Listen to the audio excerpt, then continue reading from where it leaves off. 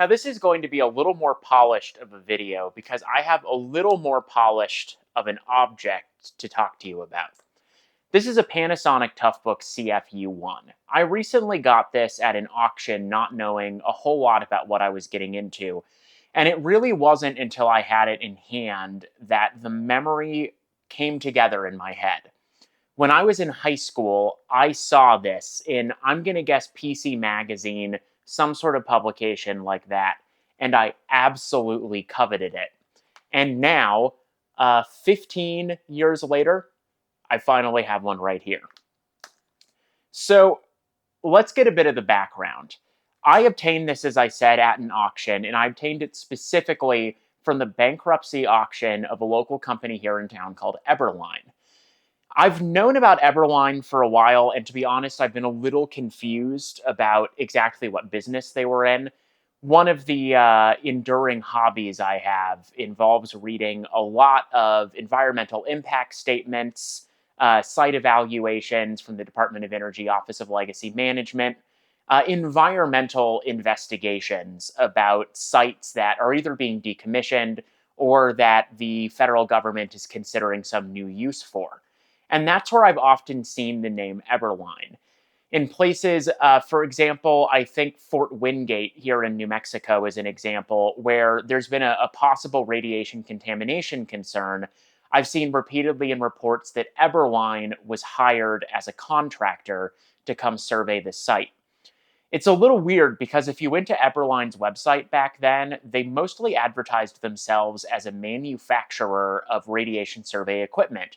And indeed, one of the items I got at the same auction was a radiation survey meter that I briefly showed in my last video. That is a model that was manufactured by Eberline. But I get the impression that their services business, doing surveys as a contractor, may have actually been bigger than their equipment business, especially later in the company's life.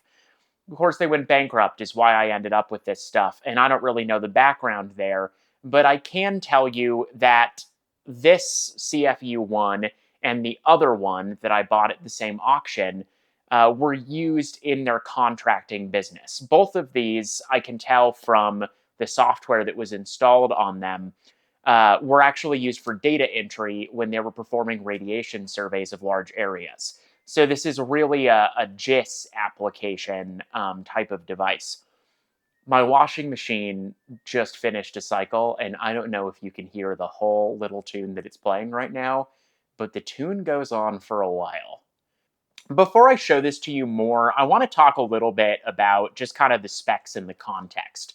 These went onto the market in 2008, and that's interesting because honestly, this is not as old as I thought when I first saw it. And it's not really as old as the software on it would suggest either. In fact, there's a little Windows Vista Basic sticker on the top bezel, so we know that this was sold in the Vista era. Intel Atom Z520 processor, that's a single core at 1.33 gigahertz, which wasn't great for the time, and it's certainly not great today, but it did have a gigabyte of RAM, which pleasantly surprised me for a device with a Vista Basic sticker. I might be wrong about this, but for some reason I thought Vista Basic was for 512, and proper Vista required 1 gigabyte. Maybe it was actually that Vista Basic was for 1 gigabyte, and proper Vista required 2 gigabytes. I'm not going to look it up because, frankly, I try to avoid thinking too much about Windows Vista, and fortunately, these aren't going to make us do that. One of the things that's interesting about these for 2008 is that, true to their Toughbook branding, these have SSD storage. This has 16 gigabytes of storage. That was the cheaper option. There was also a 32 gigabyte option. This is a little confusing, but I believe there was also some sort of like 64 gigabyte micro drive storage option available for these. But this has the SSD, and given that it's this portable, ruggedized device, I'm pretty happy about that. It's a 1024 by 600 display, and it's 5.6 inches diagonal. 1024 by 600 makes me squirm just saying it, but I was actually surprised the resolution was that low when I read it in the spec sheet. Because the display is so small, it really looks pretty good. I think this is an LCD display that holds up pretty well even by modern standards. And some of the more interesting specifications on this kind of ruggedized device are that it has an IP54 rating for waterproofing, and it is supposedly rated for a 4-foot drop. I kind of wanted to just drop this in front of you for effect, but honestly, I'm more worried about my floor than this device. This thing really is well built. I am kind of positively beside myself with the two of these that I got. They're both really, I think, very fine quality hardware. There's sort of a spare no expense attitude throughout the design of these units. And I really just love them. I think they're a ton of fun. I'm hoping that I can get some sort of modern software to run well on these. I haven't succeeded in that venture yet. We're going to talk a bit about it. But the good thing is these have some decidedly not very modern software on them right now, and that's going to be pretty interesting to take a look at. Now, I said spare no expense there, and then I didn't actually say anything about the price, and I know you're going to wonder. What I found is that at 2008, when these were announced, the base model listed at $24.99. Just with, an inflation adjustment, that would be like $3,500 today. So these weren't cheap. That wasn't like a crazy price for a laptop in general at the time for a higher end laptop. But considering the specs in these, that's a really pretty substantial amount of money. So one of the great things about these that made me so excited about them is that, unlike some of the things I get at the auction house, they completely work. In fact, I have this one plugged in, but let me show you, the batteries even work. They definitely don't have the life that they were originally supposed to. I think I saw on the spec sheet that was 9 hours, but it does run fine off the battery for probably a solid 2 hours, maybe. The self-discharge in the batteries is pretty terrible, though, so I kind of keep it plugged in if I'm about to use it because, if I let it sit for a few days, then I find that the batteries are totally dead. I am probably going to buy new batteries to put into these. It looks like they are still available. Ah, the wonderful sounds of Windows XP. So, as you would have seen, during that boot process, these actually have Windows XP installed on them. And all the noises. I don't know if you would have been able to hear that whole sequence of notification sounds this just made. I'm pretty happy that this has Windows XP because I hate Vista, and I think XP runs a lot better than Vista would have on this device anyway. I want to kind of take a quick look at the operator interface, if you will, on this to begin with. So thing number one, this screen. It's not very big, and like a lot of small screens of the time, it is somewhat deeply recessed. So it's a resistive touchscreen, but it's a little awkward to use by finger. The stylus this comes with, complete with a little springy leash, is definitely a big asset on these.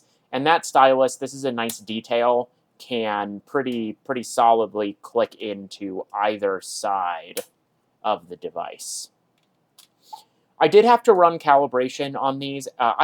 The software keyboard opens every time you boot for some reason. I don't know why it's set up like that, given the physical keyboard this has. But like most resistive touchscreens, it needed calibration. I think it had drifted a little bit since last time this was used. And I want to launch a piece of software here just to show you kind of the user experience of the time. This is ArcPad. Now, I have to admit that my knowledge of ArcGIS is not too deep because it is very expensive, and so I have always kept myself to QGIS, which is more my speed financially. But ArcPad, as I understand it, was specifically a data collection tool that was available for use with ArcGIS. And let's poke around a little bit and see if we can open something interesting here. Because there is actually some data on these that I think, we'll ignore those sample locations. How about this building one? There's some data on these that I think is left over from, kind of the last time that they were actively used on a job. So there's no base map here, and I have not, is that working? Oh yeah, we're zoomed all the way in to 10 meters here. I don't know if I just don't know how to use this software or if there isn't a base map installed. I think it might be the latter because I tried pretty hard. I gotta get rid of that tool. I think we gotta remember See how long it takes me to remember the very basic usage of this that I learned. If we turn on that info tool and tap one of these points, we can see we got coordinates in here. We have a speed, which is sort of interesting. I don't know what the unit is on that, but it's kind of a big number, which makes me think the unit's probably small. Even if this is being used in motion, I couldn't think they were going that fast. The real meat here is that we have a field here called CPM1, and that's going to be counts per minute. So this belonged to a radiation survey company, and what they were entering was radiation counts at different points in an area that they were surveying. I'm not 100% sure. I poked around in the ArcPad configuration and I couldn't figure it out. I'm not sure if they were entering those numbers manually or if they had a serial connection to the survey meter. Because, for example, this meter that comes from the same company can basically, you can set it up with a serial cable so that every time you push a button on it, it emits the reading over the serial cable. That might be how this was done. The Toughbook CF-U1 was available with a GPS receiver, but neither of the two Toughbooks that I got from this company were equipped with it. What I found in the ArcPad configuration, and I'm sorry, I've completely forgotten how to use this. I love how these icons are like clearly not supposed to be displayed this big. I think it's that. GPS is not active. Would you like to activate it now? Error 5 when attempting to open communications port COM1. What I found in the configuration on these, maybe here it is under GPS preferences, these were paired via Bluetooth to some sort of NMEA device. So they were using these with an external GPS receiver. The same auction included two Pelican-cased Trimble survey receivers with Bluetooth modules. So I'm assuming those are exactly what this was originally used with. I'm not going to tell you that much about ArcPad because, frankly, I don't know that much about it, and it's not all that interesting anyway.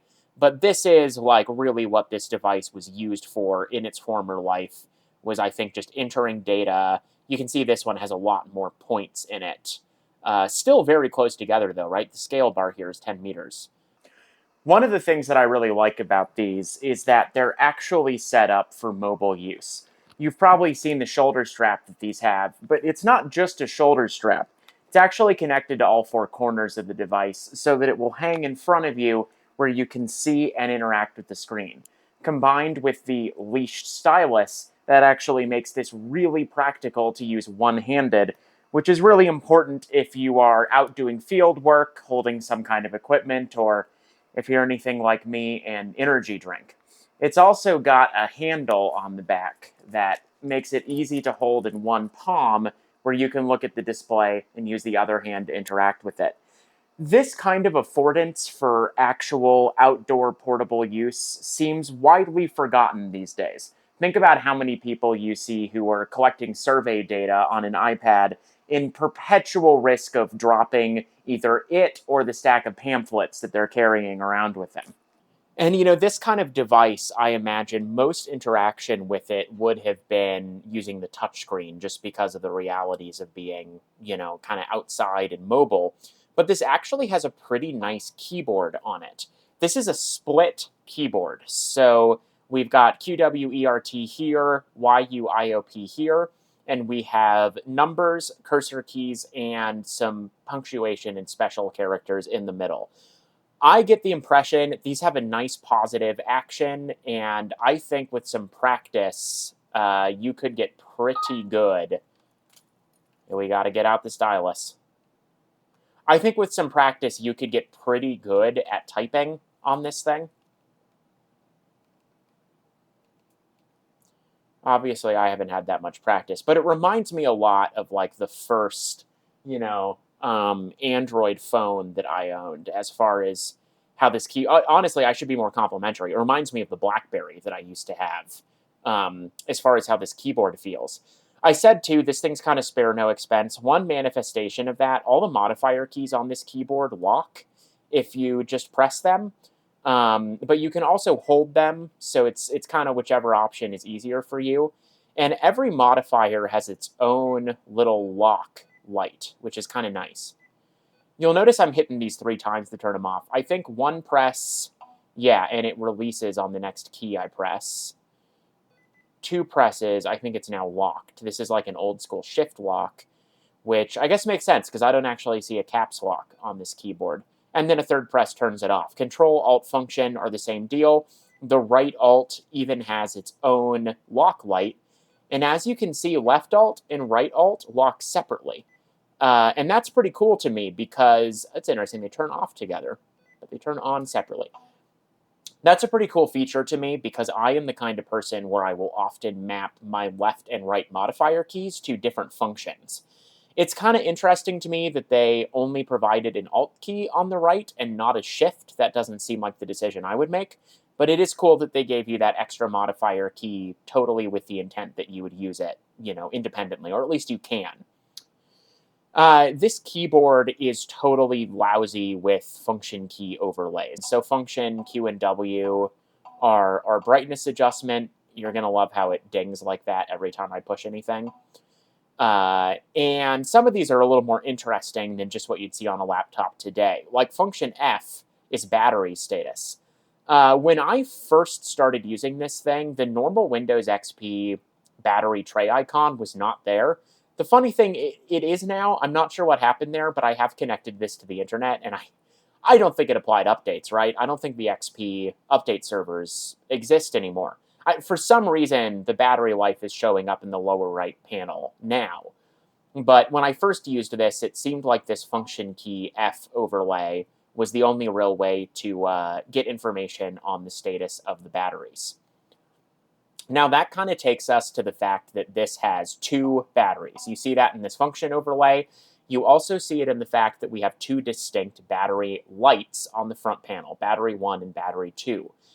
I remember seeing other laptops that were like this around the same time period. It has kind of the advantage that you can hot swap batteries in these while you're using them. Since there's 2, you can swap one while it runs off the other.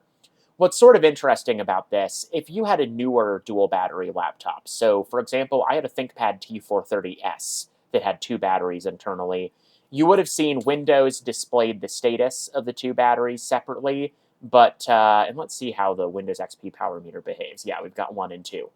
But other than that, you would never really know that you had the 2 batteries. Something that's interesting about this is that it operates the 2 batteries totally independently, and it kind of tells you that. So if I plug in the charger again, okay, this is not such a great example, evidently. Let me let it discharge a little bit, and then I'll show you. But when the charger's plugged in, it tells you which battery is currently charging.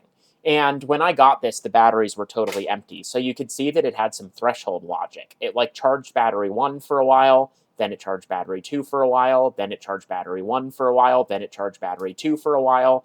And just from checking the battery meter every once in a while, it looked like it was basically every 20%. It would switch from one battery to the other so that the 2 were kind of maintained within 20% of each other. I don't know that I've seen another portable computer that behaved quite that way, where it kind of totally exposed to the user that there were 2 different batteries. So let's take advantage of the hot swappable nature of these batteries to take a look at the actual batteries in this unit. Now, I've got to undo this palm grip on the back. It's kind of interesting. The top 2 corners are actually screwed on, so they're a little harder to take off. But the bottom 2 we can undo with some Velcro, and I think that must have been for easy access to the batteries. You'll notice this is a really nice little detail. The battery lights for batteries 1 and 2 are duplicated on the back. I think that kind of serves 2 purposes. Number 1, it lets you see if you're swapping batteries from the back, whether or not there's any faults or any problem with how the battery's installed. We'll see that. This thing just keeps popping. I don't know. It's probably about Windows Defender. But another thing is that it helps you know which one is 1 and 2, since, of course, when you flip it over, it's the other way around. If you undo these latches, these covers come off. The batteries aren't molded into the covers like you often see on newer stuff. I'm sure they could have cut out, a few millimeters of thickness if they hadn't done that, but I kind of appreciate it. And already the battery 1 status light is flashing red. I can't see where it is, but somewhere there's a micro switch or something that it uses to know if the cover's on. And if it's not, the battery lights on both sides flash red. I think that's pretty neat too. These batteries, you have to kind of slide them and wedge them out a little bit. But that's what they look like. I don't think the first-party batteries, CF-V-Z-SU53W, were still being made, but there are some, aftermarket options available. You're all going to steal my Windows Vista Business OEM license key, I'm sure, and that's going to be a real loss to myself.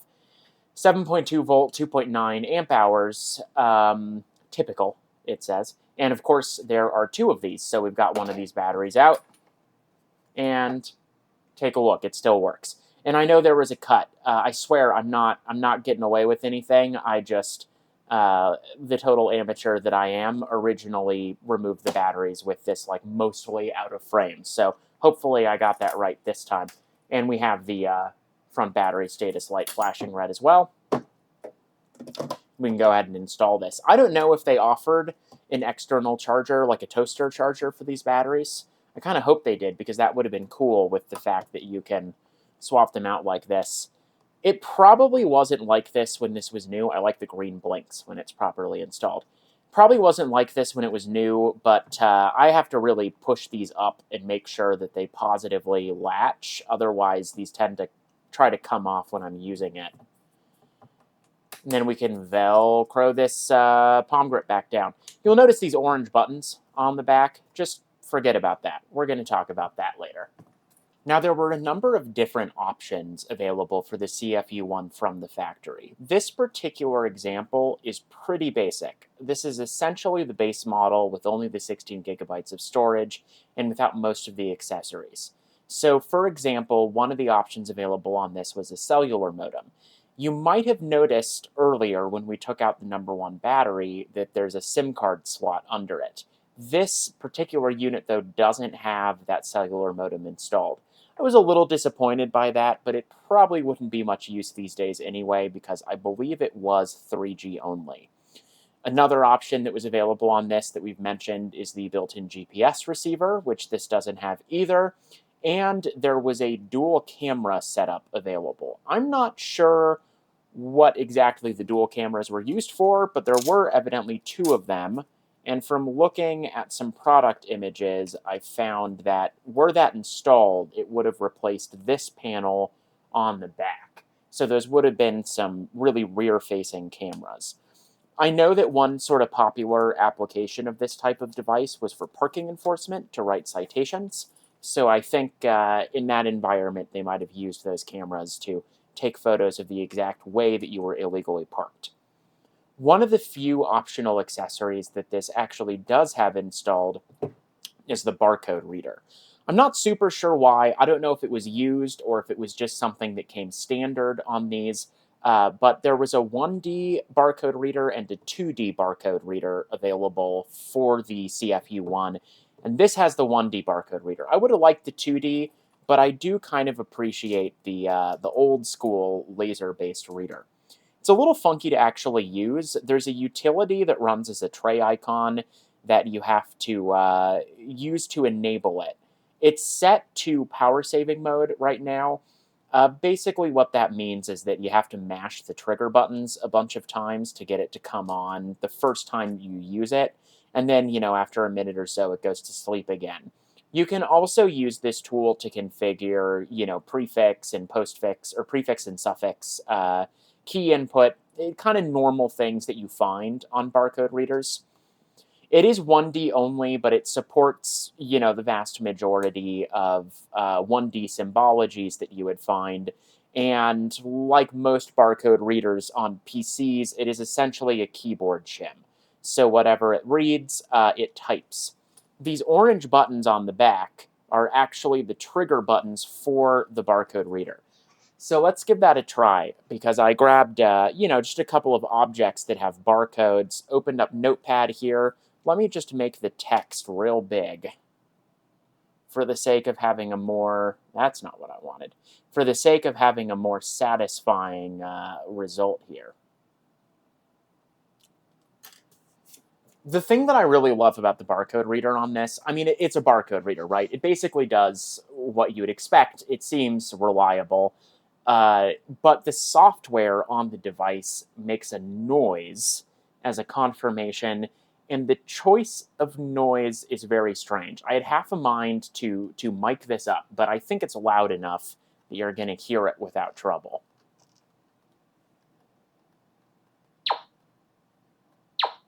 Check that out. So there's no enter key press afterwards. That's just how it's configured right now. And as I said, pretty typical barcode symbology support. That's in ISBN. We can, check out an EAN just to make sure that the same principle applies, and reads that fine as well. All the while, sounding like some kind of laser pistol.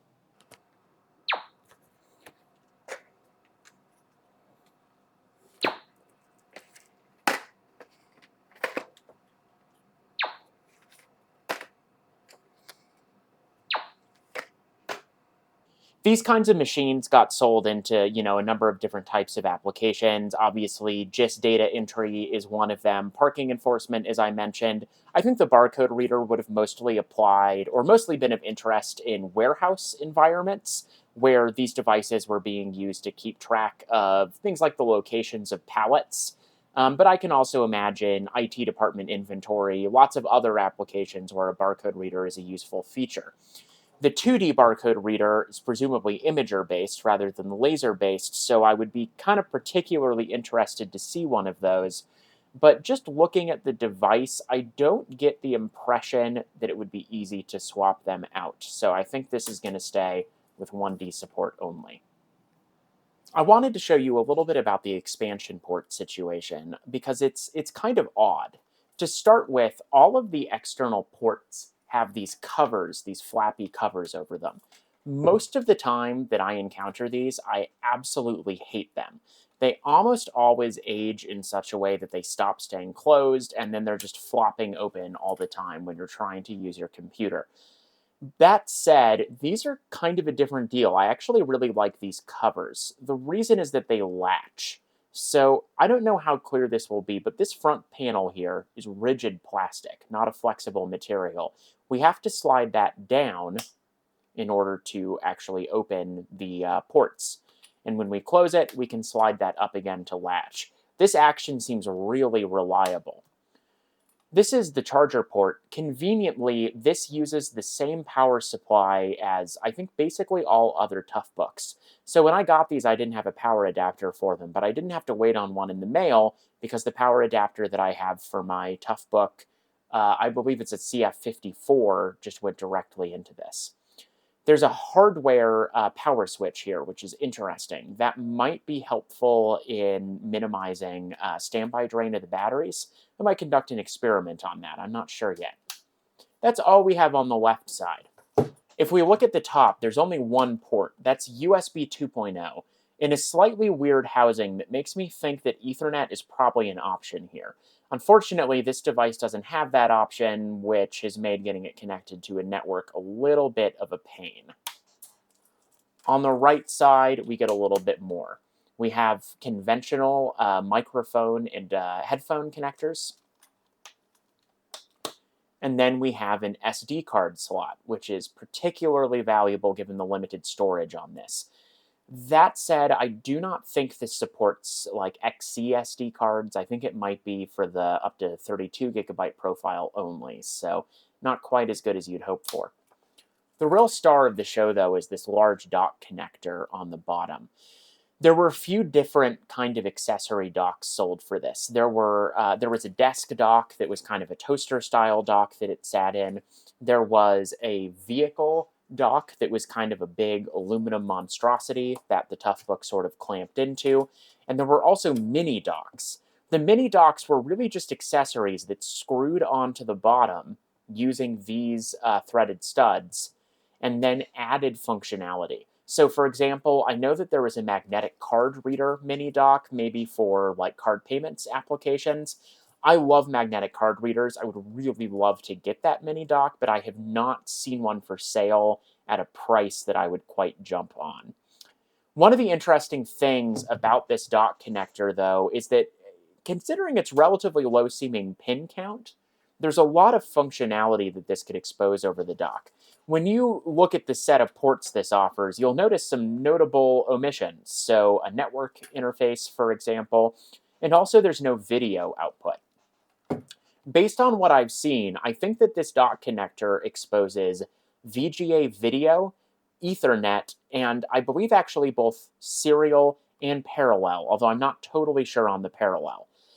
My guess is that it couldn't do all of these at the same time. Just looking at the pin count, I think there must have been some sort of reconfiguration that happened to use all those different modes, and that kind of matches with the docks. Different docks seem to list different sets of features that they expose from this connector.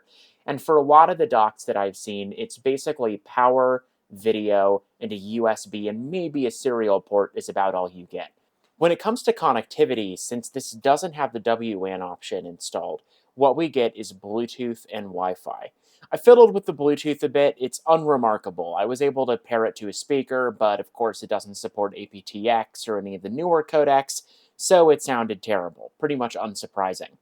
When it came to the Wi-Fi, well, I wrote a post about the Wi-Fi situation with Windows XP not that long ago. Some of you might remember my rambling about the problem of the different utilities involved. This came, I want to say out of the box, but out of the auction house, I mean, with Intel ProSet Wireless, which was sort of one of my mortal enemies when I was the age that this kind of device was relatively new. I thought about cutting it and then using Wireless Zero, and maybe that would have solved the problems I was having, but I kind of liked the historic integrity of keeping this set up just the same way that its previous users would have had it. So, using ProSet Wireless, I tried to connect to my home wireless network. I was not able to. I'm not totally sure what the problem is. The wireless adapter in this, I want to say it is an Intel 2100. This might tell me somewhere.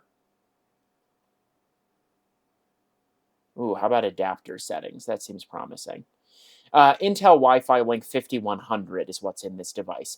Now, that is a Draft N Wi-Fi adapter. That kind of took me back a bit. I don't know if you remember the whole era of wireless adapters that were sold with N support before N was actually standardized, so those were all called Draft N devices.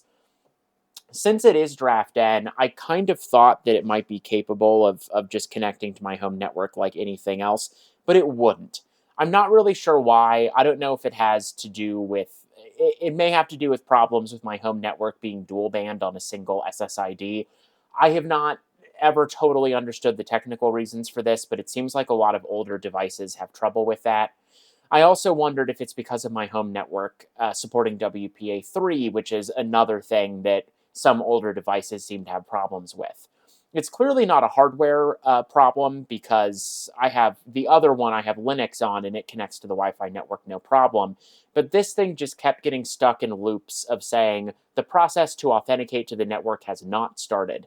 And it would say that for about 5 minutes. It would say the connection failed. It would say that again for about 5 minutes. And that's as far as we got. So what I did is I just set up another SSID just for this device that is limited to 2.4 gigahertz only and to WPA1. So one of those two things seems to have done the trick, and we were able to get it to connect. Now that we have this amazing piece of equipment on the internet, let's enjoy a little bit of the information superhighway. Promising start here. I'm not totally sure if it's even trying to load MSN right now. Well, let's go to my very most favorite website. And I have a strong suspicion that I know exactly what is about to happen. I'm about to view a page over a secure connection. Any information you exchange with this site cannot be viewed by anyone. I don't know what's more interesting about this. The fact that there was an era when Internet Explorer felt the need to tell you with a dialog box that you were about to initiate a secure connection, or the fact that it doesn't seem like the previous user of the device had ever checked the "in the future, do not show this warning." Maybe it got reset somehow, but my guess is they just never used the web browser on this anyway. And sure enough, the web page cannot be displayed. Is this giving me any detailed information about why? It's almost certainly going to be a cipher suite problem. I have the I gotta mess with the calibration on this screen a little bit more. I have the TLS configuration on computer.rip somewhat restrictive. I think it requires TLS 1.1 or newer, and I don't think Internet Explorer of this era had support. In fact, it's kind of telling us there SSL2, SSL3, TLS 1.0, and PCT 1.0. What do you think that is? That might be a future post topic, whatever PCT 1.0 is. We're going to have this problem with probably most websites that we try to browse to. If they allow us to even negotiate a TLS connection, we're probably going to run into a lot of certificates that are signed by certificate authorities that this thing doesn't have installed. Sure enough, corn.org, my second favorite website on the internet, doesn't get us anything. Can we even check the news? No, we cannot. How about example.com? That's a good example. It is a good example, isn't it? Example.com is kind of handy, I find, because the web server behind example.com and example.org just has like a really basic setup. So even on real old devices, it allows plain text connections. Oh, but if we click more information, we go to iana.org, and that isn't going to get us anywhere either. So this can connect to the internet, but with XP, you're going to have a hard time doing a lot. It might be interesting to see if I can get Firefox installed on this or another newer web browser and deal with those TLS issues. But as far as the operating system, I think it's going to be pretty stuck with a TLS version that's too old to really be usable. One of the interesting things, though, when we're looking at old Windows machines is always the things that do work. So, for example, I have an SMB share on a NAS here, and I'm going to have to go to it by IP address because some just real network arcana means that the DNS name isn't going to resolve. But pretty much just like it was, back in the day. In fact, I think I can even map this to a network drive, just for convenience, really. Oh, they're going to make me type it again. Do you think I should speed up my attempts to type on this thing and put them to yakety sax? No, but I got to specify a share name because SMB is like that. So we get our Z drive mapped here, and then I think we can probably even get Windows Media Player. And just to have a real, vintage Windows dweeb experience with the network drive map, I went ahead and pointed Windows Media Player at it. It took it like I think a good half hour to index everything. But once it finished, everything works just great. Even, 20 years solidly, I think, after this operating system was built. Hey, the 311, they're playing at the rodeo here this weekend. Now, this hardware is great. I think even by modern standards, it's pretty solid. Windows XP, not so much. I mean, let's be clear, I love Windows XP, but as soon as you start trying to, say, use the internet, you start running into a lot of cipher problems. Obviously, Windows XP has been out of support for a long time. So right away, I started looking into running more modern software on these devices. Now, I've got some background with running Linux on Toughbooks, and usually the main problem that I expect is related to touchscreen calibration. The other Toughbook that I have that's a more standard laptop form factor also has a resistive touchscreen. Not many people are running Linux on devices with resistive touchscreens these days.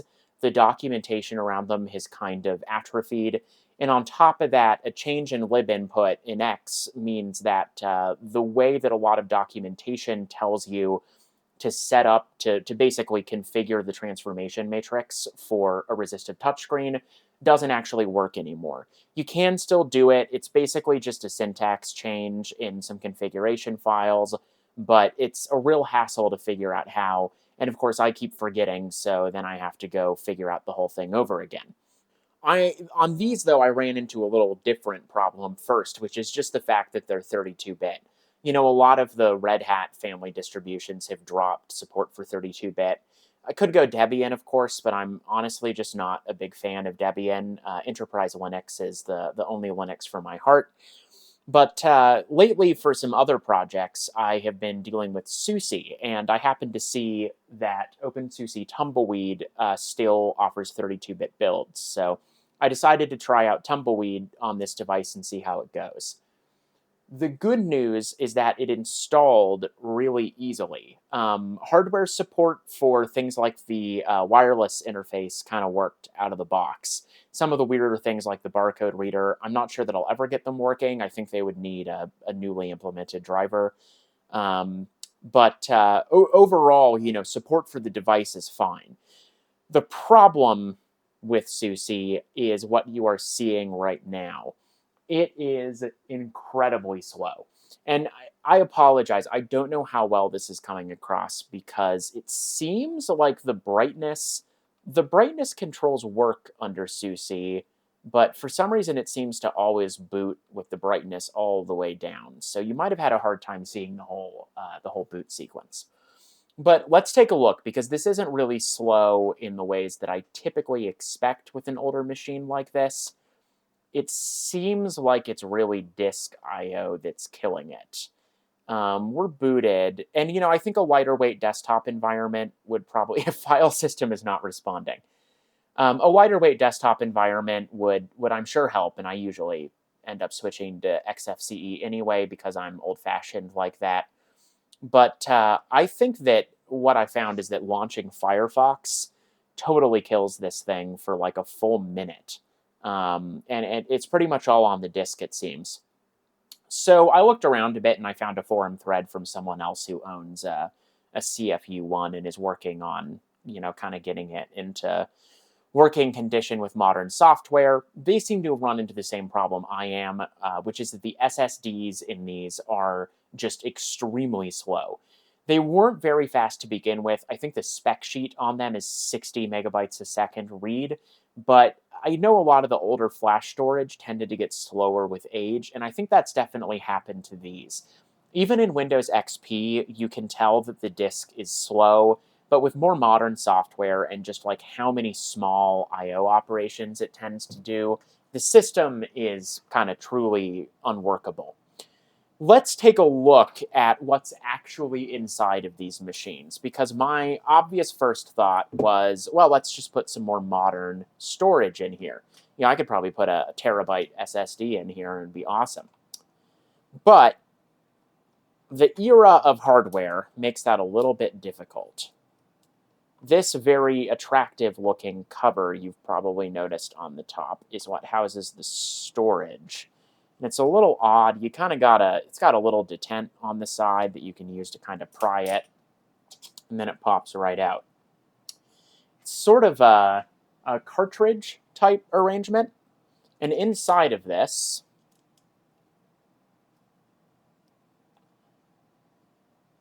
there is a Samsung module of what seems to be a rather unusual type. And that plastic cover just pops off, and we get this module out. It's connected by a little bit of flex cable to this board that just has that connector. And then we have the Samsung storage module itself. I believe this is actually IDE. And what I read online is that internally in the device, the other end of this connector connects to the motherboard via a ZIF ribbon cable. What's interesting is that that apparently uses the same sort of semi-standard ZIF IDE cable standard that the earlier flash iPods used. So there's a great hobby market around older iPods, and there are people who are selling storage upgrades for those older iPods. It seems that those storage upgrades are electrically compatible with the CF-U1. The problem is a physical one. Those iPod modules are much wider than this is. So even if I kind of figured out recabling them, they wouldn't fit in this tray. I've been doing a little bit of looking around at different product options. And I think I can get a ZIF to MSATA adapter made for iPods that I can probably fit in here sideways if I Dremel out most of this actual, plastic frame and just kind of use the space that it drops into. It's not totally ideal. I would like to not have to make any physical modifications to this device, but the storage situation is making it basically unusable. So I think I'm probably going to go that route, just in the interest of kind of getting this into better shape while making as few modifications to it as I can. That way the storage would at least still be under this top cover, and if I'm clever, I might even be able to make it so that you can easily remove and install the storage through this cover instead of having to disassemble the whole device, which is what I saw the other person online do in order to install a more modern SSD. So after I recorded that, I realized that I never really dug into the micro drive thing. It's sort of interesting. So I saw on some spec sheets that there was a 64 gigabyte option available. And in my head, I think there was mention of micro drive on the same spec sheet. I figured that the larger capacities would have been micro drives because those are spinning platters. And that's how things usually work these days, right? If you want a lot of storage, you go to spinning rust, as they say. But I don't think micro drives were ever made bigger than 32 gigabytes, and even larger than 8 gigabytes is very unusual for micro drives. That kind of stirred a memory of something that I think my husband actually told me when he was digging into these. It seems like what happened is a little bit weirder than you might think. The Samsung flash modules in these are kind of a weird shape and a weird interface. The reason for that seems to be that they were actually an SSD replacement for micro drives, basically a flash storage product that was in the same form factor, 40 by 30 millimeters, that the 1-inch micro drives were. The whole idea of a solid state micro drive seems to have gone absolutely nowhere, which is why they're kind of hard to track down today. I'm not sure that the product was ever really sold beyond, OEM items to devices like this. In fact, the reason that the Toughbook is compatible with the iPods is because the iPod mini actually used a spinning platter micro drive as its original storage. What seems to be kind of the difference in the physical form factor is that in the iPod mini, the micro drive was on sort of a carrier board. So most of the flash upgrades for it are made to be the same physical size as that carrier board, which was larger than the drive itself. That's why they don't fit in the CF-U1. Now, putting our other unit back, I have this keyboard out just because I haven't done the touchscreen calibration on this, and it's far enough off without that transformation that it's basically unusable. But I can show you. While it's not fun, it does fundamentally work, Wi-Fi and all. Given that this has the integrated barcode reader, I have kind of gotten out of step with keeping track of what books I own, and I think that might be a nice application for this, is to go through and kind of quickly inventory books again, since I'll be able to run whatever application I use on this device and scan barcodes without fiddling with some other hardware. It seems like a good plan to me. I just got to address the speed issue on this before I'm going to be comfortable going that route. And I know that you are all just wrapped with suspense about our friend from the last video, this UPS. I didn't actually get this at the same auction, but the auction this was in was like the day before or something, so I think I picked them all up from the auction house at the same time. Well, I put new batteries in this because they just happened to show up in the mail the day after, and that did it. Let's have a look. There we go. Goes on to battery without a hitch, and it even goes back the other way too. So there's a lesson for you: when your UPS's batteries are shot, maybe you should just replace them, not spend a week plus trying to return them to the land of the living.